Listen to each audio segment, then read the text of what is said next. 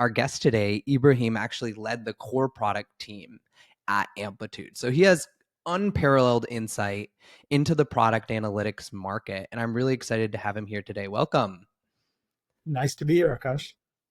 Thanks for being here. So I think the first thing everyone would love to understand is as you're explaining the market to a potential buyer or a potential investor or the board, like how do you place Amplitude? Like what are the dimensions or vectors that you would call attention to? And I'm really interested in understanding like, where Amplitude fits against the Heaps, the Mixpanels, the Pendos of the world. Yeah, I would say there's a couple of different dimensions I think about when I think about the category in the market. The first is just to sort of explain the purpose of the tool. It's a decisioning tool, right? We all know as product people, we want to make the right decisions or enough right decisions with a significant velocity behind it, right? Because if you think about two products, right? One sort of is very not data driven and is just kind of trying things and throwing spaghetti against the wall versus another team that's making data driven decisions and is right or close to right over and over and over. That latter team is going to compound its product value significantly in comparison over the weeks, quarters, and years, right? So that's really how we sort of think about the value of the product is help people build better products with less effort and less thrash and quicker iterations. So that's number one. And I bring that up because what that tells you is an ideal platform in this space. Number one, helps you sort of operate at the level of abstraction that is universal across your digital products, right? So if you think about sort of some of the legacy players in the industry, they're operating at a concept like a page view or some other construct versus an event and property-based system like Amplitude is able to make things very granular or actually flex up and model other concepts like sessions and pages. But I think one is nailing the right level of abstraction. Two is because of that architecture, you're able to look at all digital entities as one level of abstraction. So, for example, web, mobile, a kiosk, an IoT device, they can all be sort of normalized, right? Versus you might have products out there that are like web analytics or mobile analytics or things like that. And so one is just sort of normalizing the data. The other thing I would say is bringing qual and quant together is sort of a belief and a differentiator for Amplitude. There's a lot of tools out there that play in one space versus the other. And I think, this is a quote from somebody I did research with who was like, quant is amazing, but if you can share an anecdote, that is really compelling, right? That is like non-debatable. And sometimes PMs can fall into this trap where you have one customer anecdote that just starts driving your strategy and you don't really know if it's representative of the larger market. And so, you can debate all day whether quant is better or qual is better. They're both real. They're both feedback, right? And they're both meaningful. And so we want to have the best of both worlds. So blending qual and quant into one platform is a differentiated belief of Amplitudes. And then lastly, I would say, one of my jokes is, nobody wakes up in the morning and says, today I'm going to do some analytics. They wake up in the morning and they say, today I need to decide if I roll out this feature 100%, right? Or if I should sunset this feature or if this bug is worth fixing. And so the whole point of an analytics platform is to make decisions. And those decisions can look like, okay, let's run a campaign around this, or let's do an experiment, or let's set up a feature flag, right? Or let's change the user experience. And so having hooks and the ability to actually orchestrate the experience is another differentiator of Amplitude. So that's sort of how I think about it is architecturally, is it sort of a modern platform that helps you unite all the different types of digital touch points? Two, does it actually bring in and blend together the different types of insights that people want to play with? And three, fundamentally, does it help people actually take action versus just read an interesting report and then, you're left to your own devices? So how do I compare like the other prominent tools on those vectors? Yeah, I mean, you mentioned Heap, which Heap, I think, their big focus historically has been setup time. They sort of believe in this philosophy called auto tracking, which is you just kind of track everything and then hopefully sort it out. And Amplitude's approach has historically been more precision-based analytics, which is you should have a point of view on what is worth tracking and why it should be tracked, and the frequency and the latency and the level of abstraction with which it's tracked. And so we provide a lot more tools to do that. And then two, any schema, any taxonomy is going to get bloated, complicated, hard to wrap your head around over time. And so governance of your taxonomy is a big, big job in any analytics platform. And so we provide those tools as part of our platform, right? And so one of the differentiators versus Heap is Amplitude actually scales better as your team grows, as your products grow, as your taxonomy grows. One of our big differentiators versus Mixpanel is our ability to have that built-in governance. And then the things I mentioned earlier, the fact that we blend qual with quant, the fact that we let you take action and we have an experimentation product, the fact that you can watch recordings of users in the wild or reconstructions of those with session replay. We're the only platform that lets you do those things. And those are some of the ways we differentiate versus some of the other players in the space. What other players should people be know about or consider besides Heap and Mixpanel? There's legacy solutions with Adobe. Adobe kind of views the world as content is king and digital is just a channel for sharing your content versus Amplitude really sees the product as the center of the ecosystem, and the product is a vehicle for providing many, many different things, experiences, content, whatever you like, right? And so that's one of the players out there. I think there's a lot of interesting tools coming out that try to simplify the act of getting to insights. But at Amplitude, we're introducing a lot of those features as well that help you understand or sort of remove or reduce the level of effort to actually get to an insight, right? Out of the box insights, pre-curated insights, AI generated insights. And so we have a lot of those capabilities and we're adding more, but I would say I'm seeing a lot of innovation around that. You also see some cool stuff around reporting. I think reporting can kind of be forgotten sometimes, which is you don't just need to understand user behavior, you actually need to tell a story to other PMs, to engineering, to design, to sales, to your exec team. And so I think reporting is sort of a last mile component of a lot of analytics tools. We've done a ton of investments around that, both sort of single player story mode and multiplayer mode, right? But I would say I'm seeing some interesting innovation happening in that space as well. And then lastly, I would say there's just a lot of consolidation in the market. People are looking at a lot of different tools that help you understand user behavior from different vantage points. And they're just asking, why can't all of this be one tool where I understand, reason, take action, and orchestrate, changes to the. Yeah, that's the interesting question I had also when Amplitude was first growing up, because I'd been doing PM a while before that. And we always, PMs were like hardcore back in the day. Like we would just query the data ourselves. When Snowflake came out, we were so happy it sped up the queries. Then we got Looker. We started learning LookML. Then we had tools like Tableau. Like we had all these tools, I guess, like before Amplitude really grew. So it kind of like it broke that consolidation trend where product got its own analytics tool. At least that's how I perceived it as a PM practicing.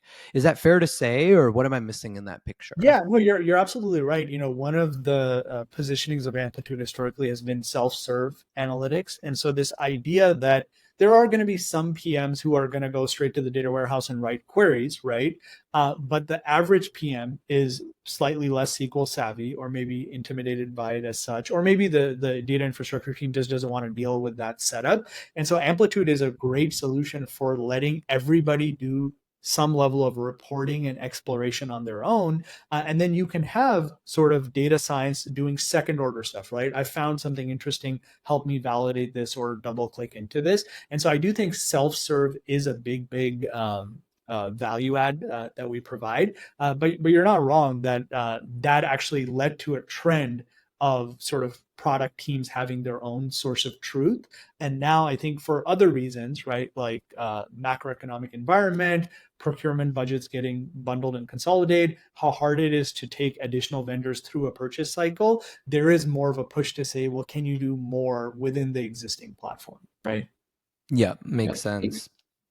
So it seems like I have the right story there about Amplitude. So I think the other tool that kind of tried this was Pendo, where they also have session replays. They also have, a little bit of qual data, because I believe they bought like user voice or something like that. So how do we understand kind of the market positioning of Pendo versus Amplitude? Yeah, I would say, from my experience with the tool and, playing around with everything else in the space, I would say Pendo is kind of a grab bag of anything a product team might need. Like you mentioned, like there's voice of customer in there. They have, I think, road mapping tools. And so I think they're leaning into there's one buyer, CPO-ish, head of product person, and everything they need under one umbrella. And I'm not saying that's a bad strategy. I think that there is some budget play there, but the way I like to think about it is differentiation, right? And so there are things around analytics and user behavior that are differentiated by that source of truth in that mode. So targeting, personalization, experimentation, right? Guidance, those are enhanced by understanding user behavior better. But a roadmap tool or just collecting random feedback is not really differentiated by other aspects of the portfolio. So I think superficially, the positioning and the messaging might work for Pendo, but I think if you really double click into it, you have to ask like, how is one part of the portfolio helping enhance the other parts of it, right? And that's something we're definitely doing at Amplitude. So now I want to understand, just because our audience here is really like those product leaders trying to make decisions about their stack and what they recommend. Just the holistic analytics stack. So the way I think about it is there are like the places you're taking in data. Like for most companies, those are places like Salesforce, your product, and maybe your website if that's somewhere else. You're usually putting that into like a data warehouse. Then you often have like something like a segment on top of it, which you then use to connect to different tools. Often people will have like Tableau and Amplitude. I'm curious if that picture aligns with like the reality on the ground, or if there's any more details or nuance we should add in there. Yeah, I mean, in my experience, data infrastructure is so broad and so varied. So there are definitely people who have consolidated on a data warehouse, right? Snowflake, Databricks, AWS, Google Cloud, whatever. There's definitely people who will do direct instrumentation in their web or mobile application, maybe because it provides a richer feed than they would otherwise get from the data warehouse, or maybe they need it to be more real time and they don't want to go through that latency of write it to the warehouse and then batch load it. And then you also see people with CDP setups, right? And you see CDP with warehouse. Sometimes you see direct load from the warehouse. Our philosophy at Amplitude is we want to make getting data in for the purpose of exploration as frictionless as possible. So we support all those mechanisms, right? We have integrations with all the warehouses. We have an SDK. We support all the different CDP types. And so we want to make that as effortless as possible on the part of the user, because getting data in is just, a prerequisite to doing the analysis. Yep.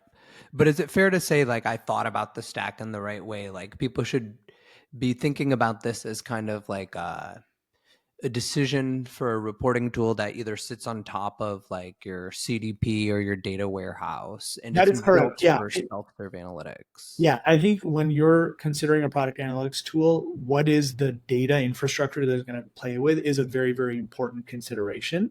And so making sure it plays nice is part of the evaluation. And that's why we play nice with everything, right? I'll mention two other things you didn't mention, which is I think that the data infrastructure is one consideration. There's two other things that I think are really, really important. One is actually doing the change management within your organization such that people know how to utilize a new tool. Like, one of my pet concepts that I always talk about is with any B2B product, people buy the tool and then they're like, magic will happen. But you have to do the internal change management to get people up to speed, literate, comfortable, etc. And so that's why we're investing in two things. One is just drastically making it easier to set up, onboard, and utilize the tool, right? For technical users, non-technical users, novice users, people who've never used an analytics tool before, people who are coming from other legacy tools like Adobe or Google Analytics, right? So that's one. And then two, providing sort of the white glove community education and support services to help people out. And so you had asked earlier, what are some of our differentiators? I think having that really robust success motion is a big part of our push as well. And it comes into play at customers of all sizes, but it really comes into play with the enterprise customer base, right? And so that's why we're very strong there, is that they need that level of white glove support.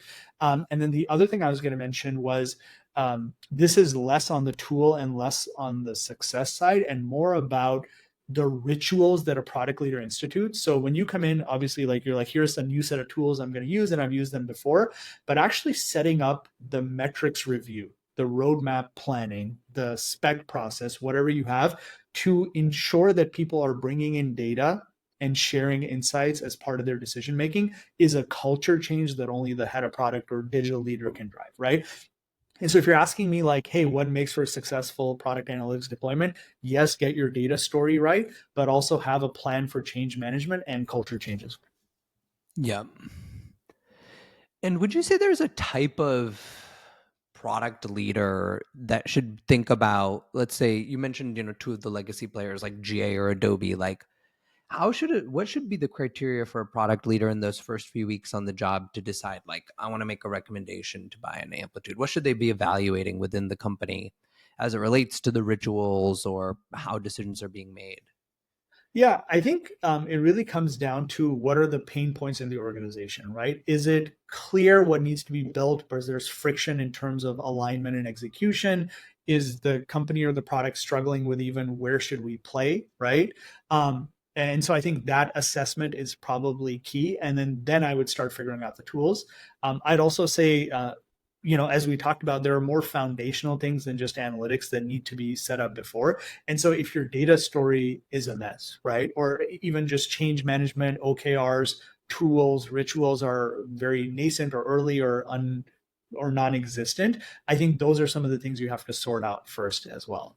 Because I do believe too much change too fast kind of breaks an org. And so as a leader, I think it's important to think through when and how to sequence in the introduction of new tools and which tools unlock which gates and what are the gates you need to unlock first. Mm-hmm. And is there like particular groups, like personas, I guess, that your product team consistently saw that were moving over, or like certain symptoms of the product team that you saw that were consistent? Yeah, I would say obviously we help on a lot of different facets, but I would say feature PMs who are worrying about adoption or driving engagement are a big cohort, right? PMs who are data savvy and want to explore towards what new products or features might we build, who are doing more hypothesis generation. I would say because we sort of blend together the digital customer journey, I would say growth PMs are a much growing cohort because they really try to understand all the way from acquisition to retention. You see more and more marketing teams, right, who are treating their website as a product versus just as a channel.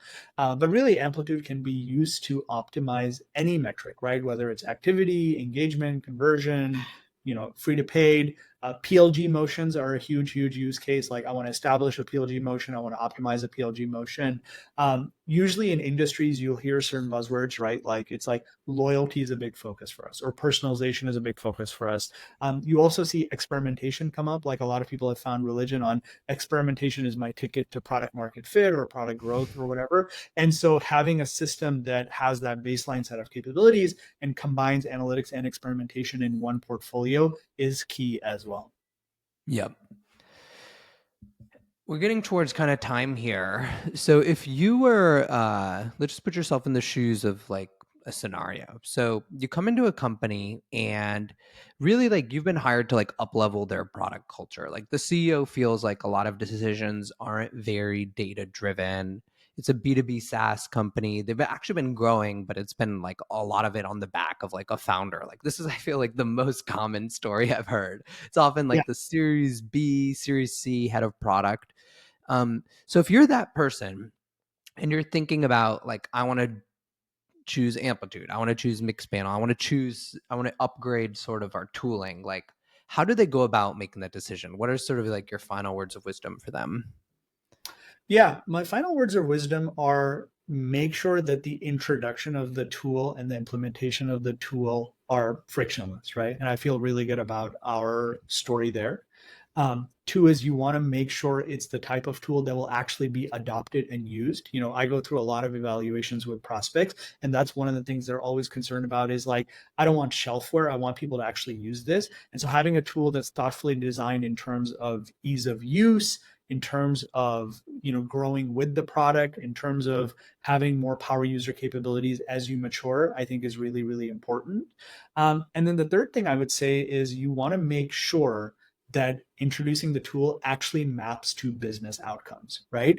And so that's where I like in your example of like a Series B or C B2B SaaS company, I would say in a lot of those companies, there is a latent core flywheel that is just not well understood. And so using the tool to really just focus on the core use case of like, how do customers find us? What is the first thing they try? What leads from free to paid conversion if you have a PLG motion, or what leads to expansion once you have an initial land? Understanding that steel thread with the tool, I think, is key, and then building around that, right? Either hardening that motion, expanding that motion, going after adjacent users, knowing when and where to introduce new product lines, I think, is key. And so it's a pretty common playbook of like, you come in, you have a nascent motion, let's get it to $100 million in ARR, now let's get to $1 billion by adding new products. And so I think having a tool that plays nice, that people can adopt, and that actually can be part of your ongoing rituals and stuff is key. Yeah. Awesome. Well, I don't think there's anyone who would have been able to offer more insight given how instrumental you've been to Amplitude's growth. And if you guys haven't heard about Ibrahim, I didn't give him like a full intro, but he was the PM on Kindle. He has an amazing background taking multiple companies public. Where can people who have watched find more of you? Yeah, I write a newsletter on Substack called Run the Business. You can check me out there. I'm also Ibscribe on Twitter, so I post on there as well. And then I'm pretty active on LinkedIn, Ibrahim Bashir. So yeah, find me on any and all of those channels, and I love to engage with people on just product craft and product frameworks. Awesome. So we'll have all those links available right below this video, and do connect with him. He has amazing content. Recently, he just posted about how to get people on your team promoted, has a really amazing framework on that. So be sure to check it out, and we'll see you all next time. Thanks, Aakash.